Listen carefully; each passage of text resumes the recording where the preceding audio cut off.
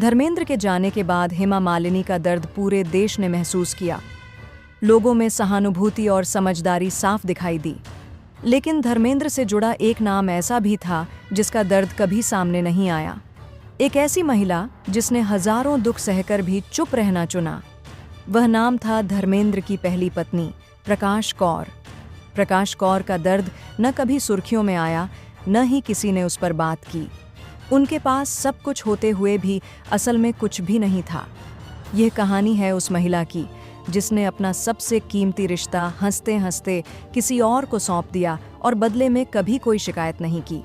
बॉलीवुड की चमक दमक में धर्मेंद्र, सनी देओल, बॉबी देओल और हेमा मालिनी को दुनिया ने देखा, लेकिन जो नाम हमेशा पर्दे के पीछे रहा वह था प्रकाश कौर। उन्होंने हर दर्द सहा, हर हालात को अपनाया और यही खामोशी उनकी सबसे बड़ी ताकत बन गई। उनकी जिंदगी प्यार से ज्यादा त्याग और सहनशीलता की कहानी है। विश्वास टूटने के बाद भी उसे संभाल कर रखने की कहानी है। इस वीडियो में हम उसी दर्द की कहानी सुनाने जा रहे हैं जो पिछले 70 सालों से दबा हुआ था। 1954 में जब धर्मेंद्र महज 19 साल के थे, उन्होंने 17 साल की प्रकाश कौर से शादी की। प्रकाश कौर एक साधारण सिख परिवार से थीं, सादा जीवन, रिश्तों को पूरी शिद्दत से निभाने वाली। उस समय धर्मेंद्र कोई स्टार नहीं थे, बल्कि एक संघर्षरत नौजवान थे जिनके पास सपने तो थे लेकिन न नाम था न पैसा। प्रकाश कौर ने उस संघर्ष को दिल से अपनाया। उन्होंने कभी यह सवाल नहीं किया कि सपना पूरा होगा या नहीं।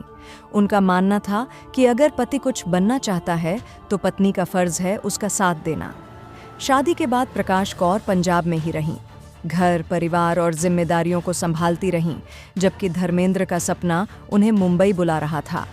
कुछ ही वर्षों बाद उनके घर बेटे सनी देओल का जन्म हुआ। यह खुशी का पल था, लेकिन धर्मेंद्र का सपना और बड़ा था। मुंबई में धर्मेंद्र ने कड़ा संघर्ष किया, ऑडिशन, छोटे रोल और लगातार मेहनत। उधर पंजाब में प्रकाश कौर अकेले बच्चों और घर को संभालती रहीं। दूरी बढ़ी, अकेलापन आया, लेकिन उन्होंने कभी शिकायत नहीं की। 1960 में फिल्म दिल भी तेरा, हम भी तेरे से धर्मेंद्र ने अभिनय की दुनिया में कदम रखा। एक अभिनेता का जन्म हुआ, लेकिन उस सफलता के पीछे खड़ी पत्नी का नाम कहीं नहीं था। समय के साथ धर्मेंद्र का करियर आगे बढ़ता गया, बच्चों का जन्म हुआ, परिवार बढ़ा, लेकिन जैसे जैसे धर्मेंद्र स्टार बनते गए, प्रकाश कौर की जिंदगी पर्दे के पीछे सिमटती चली गई। 1970 के दशक में धर्मेंद्र बड़े सितारे बन चुके थे। इसी दौरान हेमा मालिनी फिल्मों में आईं और उनकी जोड़ी दर्शकों को बेहद पसंद आने लगी। लेकिन पंजाब में प्रकाश कौर की जिंदगी वही थी, घर, बच्चे, जिम्मेदारियां और एक गहरी खामोशी। उन्होंने सब कुछ देखा, सब कुछ सहा, फिर भी कभी कुछ नहीं कहा। यही थी प्रकाश कौर, एक ऐसी पत्नी जिसका त्याग इतिहास के पन्नों में दबा रह गया। समय के साथ यह रिश्ता दोस्ती से आगे बढ़कर प्यार में बदल गया। उस दौर में मीडिया में सबसे ज्यादा चर्चा इसी रिश्ते की थी। हर अखबार और मैगजीन में यही खबरें छाई रहती थीं कि धर्मेंद्र और हेमा मालिनी के बीच अफेयर चल रहा है। लेकिन पंजाब में प्रकाश कौर की जिंदगी इन सुर्खियों से बिल्कुल अलग थी। धर्मेंद्र की बढ़ती दूरी, उनकी नई दुनिया और मीडिया की चर्चाएं प्रकाश कौर के अकेलेपन और दर्द को और गहरा कर रही थीं। फिर भी उन्होंने कभी अपनी पीड़ा को दुनिया के सामने नहीं रखा। एक तरफ धर्मेंद्र का स्टारडम और प्यार बढ़ता गया, दूसरी तरफ प्रकाश कौर की जिंदगी त्याग, धैर्य और खामोशी की कहानी बनती चली गई। वक्त के साथ धर्मेंद्र और हेमा मालिनी के बीच नज़दीकियां इतनी बढ़ीं कि दोनों ने साथ रहने का फैसला कर लिया। माना जाता है कि इसी दौर में धर्मेंद्र ने प्रकाश कौर से अलग होने के बारे में सोचा, लेकिन प्रकाश कौर ने तलाक देने से साफ इनकार कर दिया। उन्होंने कहा कि वे किसी भी हाल में अपना घर और परिवार टूटने नहीं देंगी। उस समय तलाक सामाजिक रूप से बदनामी भरा फैसला माना जाता था। प्रकाश कौर 4 बच्चों की मां थीं और वे नहीं चाहती थीं कि बच्चों की जिंदगी और पहचान पर इसका असर पड़े। उन्होंने कोर्ट कचहरी और मीडिया ट्रायल से दूर रहना चुना और खुद को पीड़िता बनाकर शोर मचाने के बजाय चुपचाप सब सह लेना बेहतर समझा। प्रकाश कौर अंदर ही अंदर टूटती रहीं, चुपचाप रोती रहीं, लेकिन न उन्होंने कभी धर्मेंद्र से शिकायत की और न ही हेमा मालिनी के बारे में कुछ कहा। सौतन का दर्द क्या होता है, ये शायद प्रकाश कौर से बेहतर कोई नहीं समझ सकता। उनकी जगह कोई और होती तो शायद सवाल उठाती, लड़ाई करती, लेकिन प्रकाश कौर ने हमेशा गरिमा और खामोशी को चुना।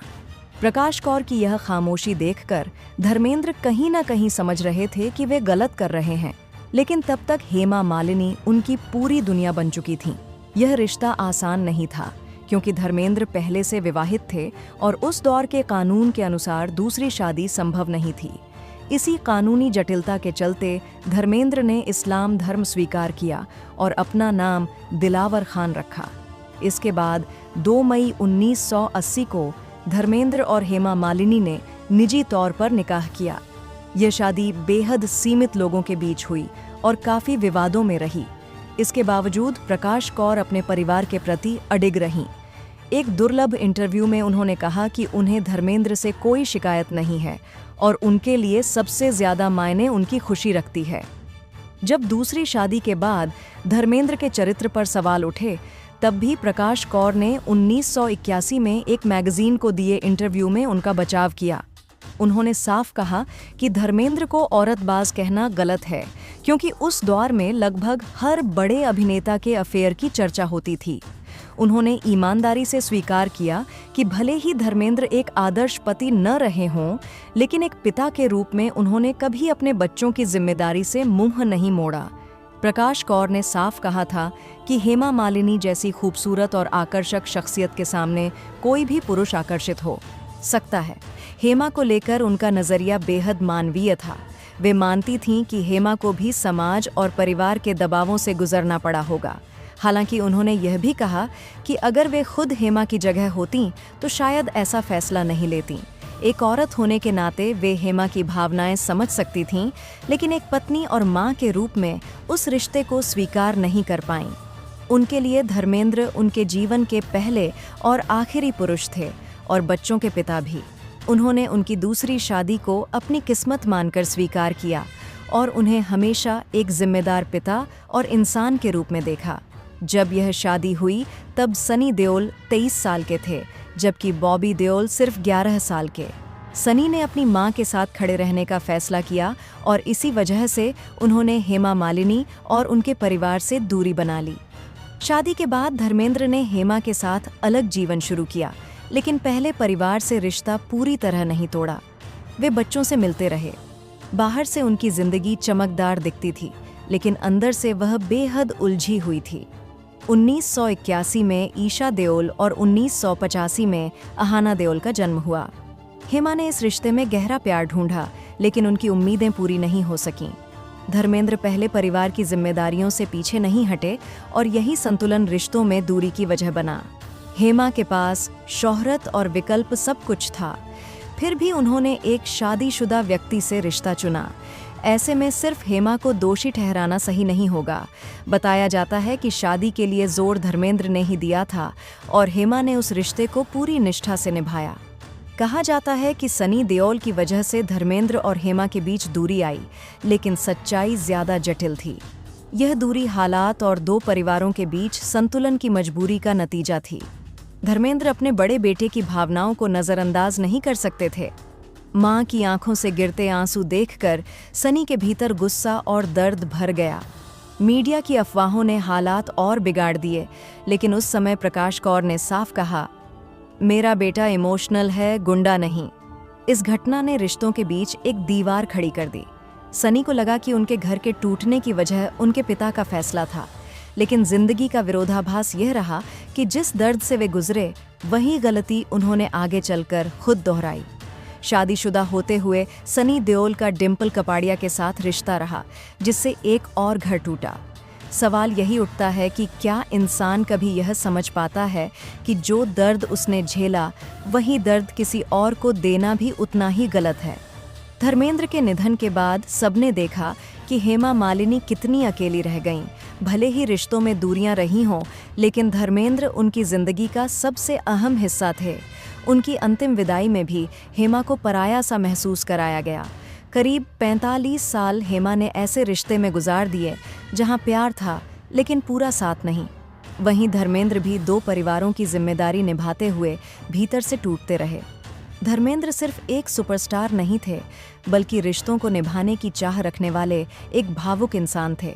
लेकिन फैसलों को पूरी मजबूती से निभाने का साहस कई बार उनसे छूट गया, और यही अधूरे फैसले कई रिश्तों के लिए बोझ बन गए। उनके जाने के बाद सिर्फ एक व्यक्ति नहीं गया, बल्कि परिवारों के बीच संतुलन बनाए रखने वाली आखिरी कड़ी भी टूट गई। इस कहानी में सबसे चौंकाने वाली बात यही रही कि दोनों पत्नियों ने कभी सार्वजनिक शिकायत नहीं की। दोनों ने अपना दर्द गरिमा और खामोशी के साथ सह लिया।